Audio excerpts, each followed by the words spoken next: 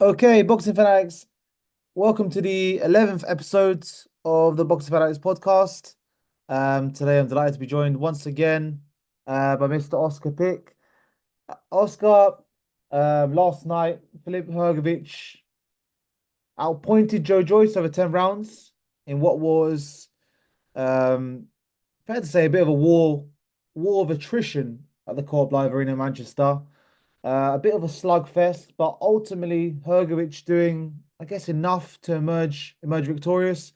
What was your initial reaction to how do you sum up the fight? Yeah, when I was watching the fight, I didn't think it was a particularly great performance from either guy, really. I think Joe Joyce at this stage of his career, everyone knows, but no one really wants to say it. I think he is well over the hill, shall we say. Obviously, 39 years of age, has taken a tremendous amount of punishment throughout his both amateur and professional careers. And I Mhm. think a lot of people, especially during this fight week and even post fight, they've been calling for him to retire, which I think is justified, really. At this point, you want to be protecting Joe Joyce from himself, really, because he obviously said straight away in his post-fight interview, he's like, "Look, I want to keep fighting. I don't really know how many fights he thinks he has left in his career, but by all accounts, he feels like he's still got a lot to give, and I don't quite see that. I think his performance last night was a far cry from, the Joyce that beat Joseph Parker, beat Daniel Dubois. Those are Mhm. obviously two probably his two greatest victories in the professional ranks. And Mhm. he just didn't look like that same animal, that same juggernaut that got those two stoppage victories. So I didn't think, I think you have to commend him for the gas tank he showed. Mhm. Obviously, the will to win that is clearly still there with Joe Joyce. Mhm. Mhm. Um, but just in terms of where he's at in his career, I just his performance just wasn't what it needs to be at this level. I'd actually say the same about Filip Hrgovic. I think obviously with him being what 32 years old and suffering Mhm. just one defeat in his career. I think you're not going to be talking about retirement for Filip Hrgovic anytime soon. But at the same time, it wasn't exactly a performance that convinced a lot of fans, certainly not me, that he's going to be, creeping into that top level. He called for the rematch with Dubois straight Mhm. after the fight, and I only see that rematch going one of two ways. I think Dubois will probably stop him in more emphatic fashion than he did in their first fight, if anything.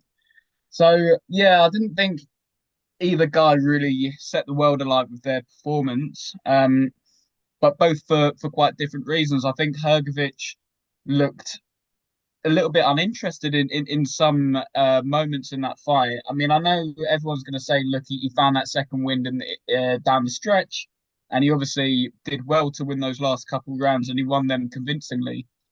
But at the same time, there's a lot of question marks there for with Filip Hrgovic when he was coming up through the ranks. Everyone was really excited about him, saying that he could potentially be a heavyweight world champion. And I'm not so sure too many people are going to be saying that about him now. Obviously, a lot of people felt he lost to Gilles Zhang, Mhm. which Mhm. I agree with. I felt he lost that fight. He lost badly to Dubois, and he could have against Joe Joyce in his prime. I reckon a peak Joe Joyce would have beaten Filip Hrgovic Mhm. there last night. So there's still a lot of question marks about Filip Hrgovic and what level he can compete at. But I think the answer's clear for Joyce. I think he needs to call it quits. Yeah, yeah, somewhat agree. I mean, yeah, Joe Joyce, yeah, I mean he's definitely past it. But like you said, the desire is still there. And in fairness to Joyce, he did come down a bit slimmer. Like physically, still looks in great condition despite being almost 40 years old. I commend Joyce. I think he comes across like a nice guy. And we see this so often with these fires. They can't let it go really. They can't put the gloves down. It seems like an addiction to these. It's like it's all they know. Because Joyce, I think it's fair to say he must have made life-changing money. He's had a lot of big fights. He's got a good following. He must be. I don't know, set for life, but somewhat set for life. At least he doesn't need to box anymore. But I think he said in one of the interviews, like he considers he loves his job. He considers it his job, and he loves his job. And yeah, I mean, I don't know. I mean, the problem with Joyce is just gonna, because of his toughness, he's just gonna keep getting, I guess, recycled and put into, in the path of, I guess more and more prospects, and fresh prospects who are hungry and who, let's face it, are probably gonna do a better job than Hrgovic. I think if I'm being honest, I was quite disappointed with Hrgovic because I feel like that fight there, I think it was a chance for him to really make a statement because, Joyce is very, easy to hit. He's kind of like a standing target. It was there for Hrgovic to really, light him up. We know Joyce still has a very good chin. I know Zhang cracked it, so to speak. He got knocked down by Juzor, but still got a good chin. I feel like it was there for Hrgovic just to really put a statement. And when I done the pod last week, I predicted Hrgovic to win by, sixth round stoppage. I just thought, okay, he's coming back. He's going to really put an emphatic performance here. And yeah, it was just disappointing. It was sluggish, and it wasn't a very high level contest. Commend both men. A lot of heart shown, but it wasn't yeah, it wasn't high level. You can't look at that fight and think, oh, either one is gonna go on to win a world title. Definitely not. I'd like to touch on something about Hrgovic and maybe get your opinion on this. So obviously Hrgovic, I actually noticed that 200, his recent weigh-in, that was actually his highest weight. And I don't know if that's something to do with his stamina because I just feel like since his weight's been going up, Hrgovic, his stamina seems to be getting worse. And despite like teaming up with Abel Sanchez, I thought, training in the mountains, whatever, that would help him out or whatever. It obviously hasn't. I mean, why is his stamina so poor? Because I don't know, he seems like he just runs out of gas so much. Like, yeah, what do you make of like Hrgovic and his stamina or even his disinterest, like you mentioned before? Yeah, it's a strange one. I mean, I think you also need to let that relationship with Abel Sanchez marinate for a little bit longer, maybe, to see what, a top level coach can actually get out of a fighter like Hrgovic. But yeah, I'm really confused by it as well because he always looks in decent shape, in my opinion. He looks like a modern day heavyweight. He's not absolutely ripped to shreds when he steps on the scales, but he's big, he looks strong, and he looks, fit. He looks in good shape. But Mhm. yeah, this habit of his where he just seems to gas out is becoming a big concern, I think. I think last night we saw him basically almost empty his tank in the first few rounds, really. He looked particularly reckless in those rounds. I think he was going for an early stoppage because he was landing quite clean on Joyce.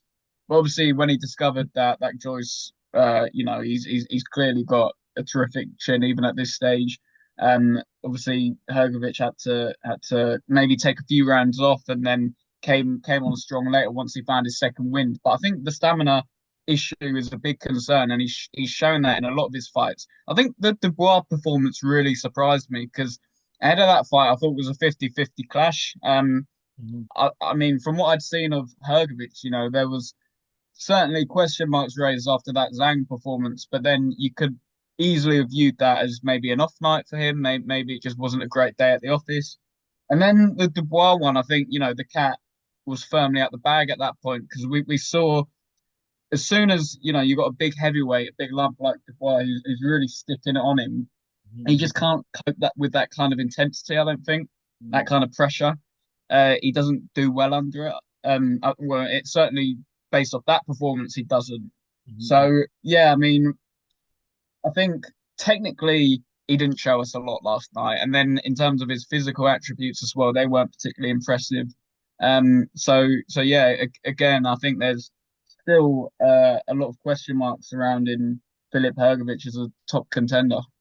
Yeah, yeah. I mean, I guess you could say the writing was a little bit on the wall before he faced Dubois because, like you said, Zhang. I mean, personally, I thought that was a close fight, but I don't knock anyone who thought Zhang won that fight because it was close and Hrgovic, he did look disinterested at times. He did look a bit, gassed out against Dempsey McKean. He struggled to knock out Dempsey McKean. Dempsey McKean got knocked out in one round by Moses Atama, for context.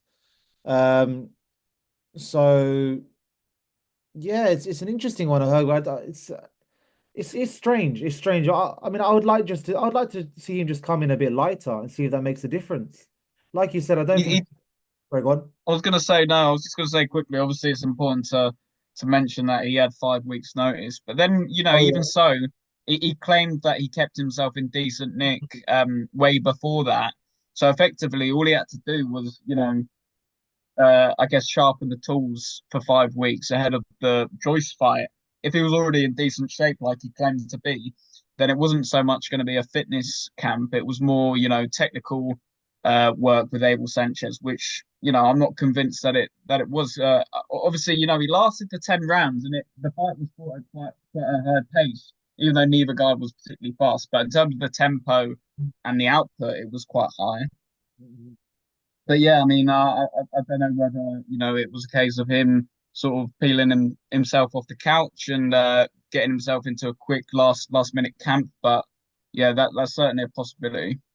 No, no, that is a good point. I did kind of forget that he was born as a late replacement, but I watched an interview with Abel Sanchez. Abel Sanchez said that he had a couple fights cancelled and stuff. So yeah, I mean, from what they've said, he was in decent shape, and like you said there, it sounds like he was in, according to them, he was in shape. And I actually watched an interview with Hrgovic about the Dubois fight, and he claimed that he was ill and stuff like that. But like, what's his excuse this time?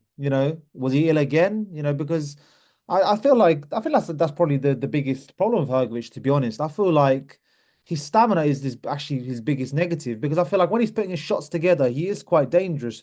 He is accurate. He has got quite a varied offense. He can pick his shots quite well. He's got a very good chin, Hrgovic. He's arguably better than even Joyce's. Only been knocked down once, and that was by Zhang, who kind of hit him by in the head. Obviously, Dubois, he was stopped on cuts. So, there is a lot of potential with Hrgovic, but for me, just yeah, the stamina is just it's just a bit painful sometimes how he just gasses out so much. If we just bring it back to Joe Joyce quickly, is it fair to say? I know we're saying Joyce should retire and this and that, but I don't know. I'm looking at his performance yesterday. I'm thinking, you know what? Maybe if that was Dillian White in there, he might have actually won that fight. I'm not too sure. What do you make of that? Do you feel it's possible that if it was Dillian White rather than Hrgovic, that Joyce might have actually emerged victorious yesterday? Yeah, no, I think Joyce could have potentially beaten White, but then what does that say about Dillian White at this stage? I don't think even in his pomp, Dillian White was particularly formidable heavyweight. Obviously, he had that decent run of form when he was sort of taking out the likes of Derek Chisora and Alexander Povetkin, but then especially in recent years, like you see Dillian White's last performance against Ebenezer Tete, I think his name was it? Yeah, yeah, And yeah. yeah, that was a real sorry state of affairs. I think that if we want to talk about low level heavyweight fights, that was Mm. certainly one of them. And Dillian White was obviously he played a large part in that. So yeah, I think that says more to me about where Dillian White is at this stage, rather than how great of a fighter Joe Joyce is. I still, I think like most people have made their minds up in terms of what the future holds for Joe Joyce, and I think an exit out of the sport, and so he can. I, I'd like to see people around him actually stop sort of gassing him up all the time, and actually have these serious conversations with him and say, look, you know um we get that you're passing your brain scans and whatnot, but you never know when these issues might, creep up further down the line.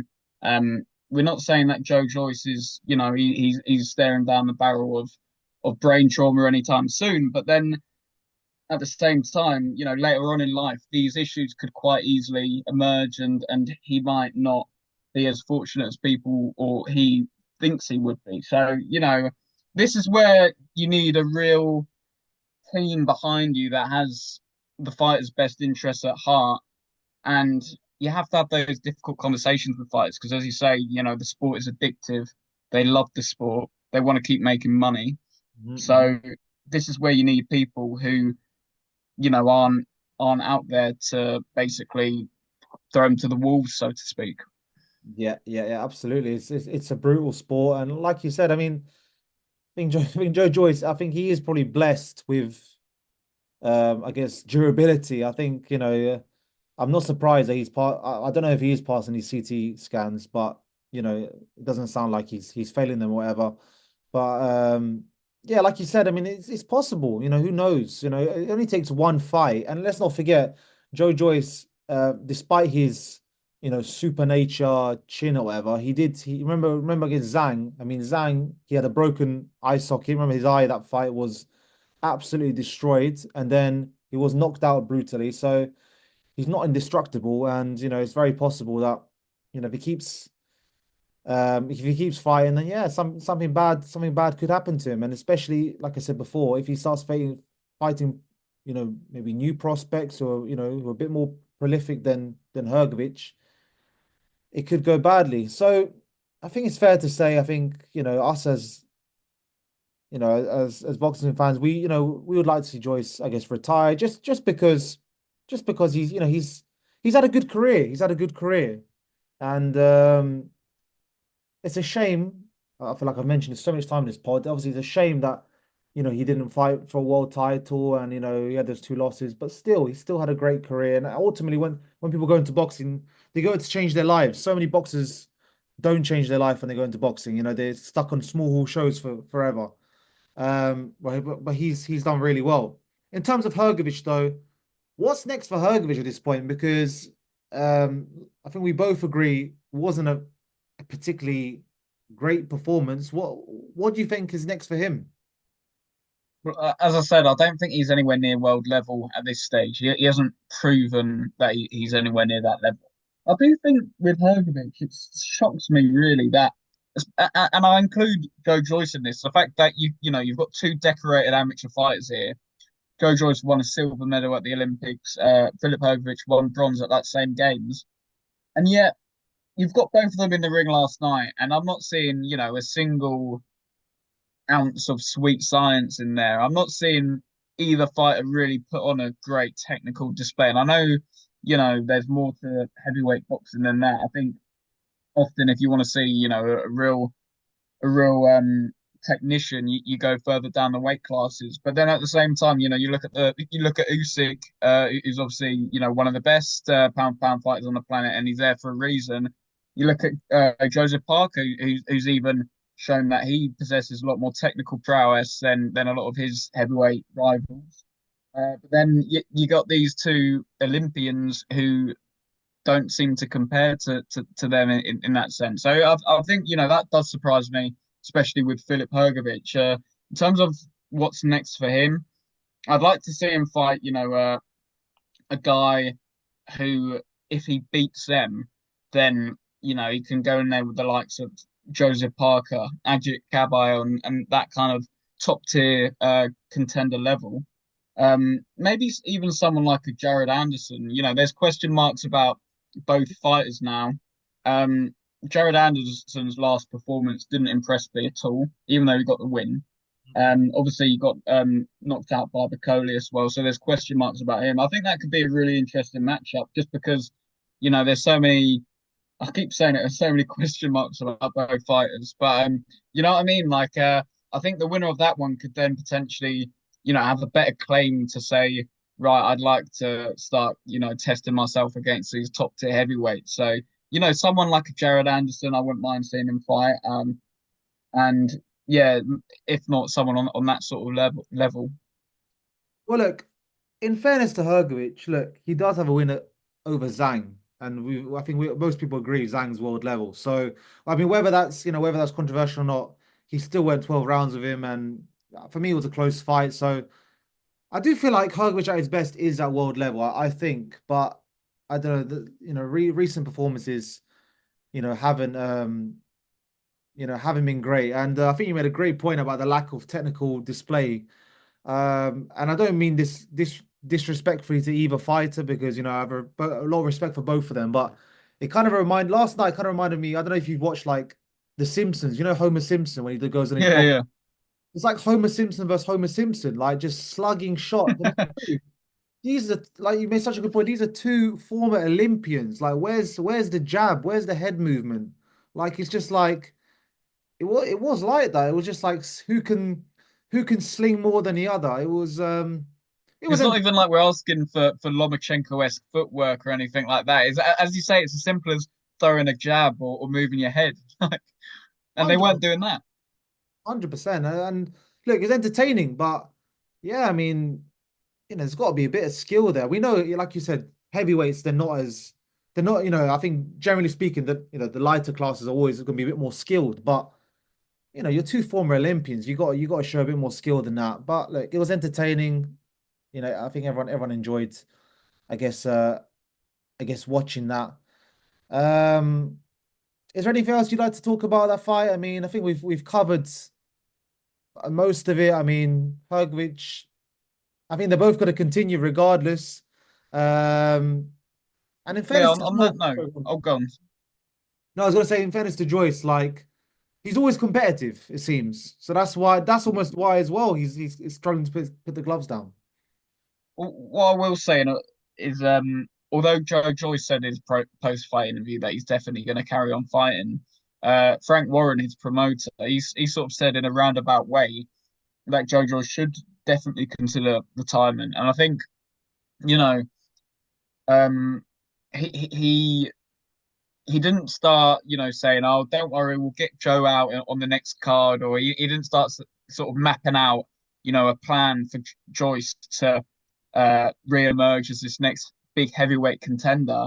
I think Frank Warren in that post-fight interview, from what I saw anyway, he was very much like, "Yeah, this is the end for Joyce." And I think, if you've got your own promoter saying that, you should really be having, other people in your team saying the same thing because for me, it's clear as day. I can't see the point in him keep fighting when he just simply can't um, compete at the level that he once did. Like if you compare that performance against Hrgovic to the one that he had against Parker, which was arguably, well, one of his best wins, if not his best win. Um, it's night and day the difference between those two performances. It really is. So if you look at it that way, just I think the answer is quite clear. Yeah, yeah. So, and look, at the end of the day, Frank Warren has the power. He's the promoter. I mean, he doesn't have to put him on his show. If he cares about him that much, other better then look at Derek Chisora. Derek Chisora, no one's stopping Derek Chisora continue fighting either. So yeah, it's hard to stop these guys. Yeah, from continuing. But guys, okay, we're gonna leave it there, guys. Thanks for tuning in as always. Thanks to Oscar for joining me once again. And yeah, if you've enjoyed this podcast, please like, comment, subscribe. And yeah, we'll catch you in the next one. Cheers, guys.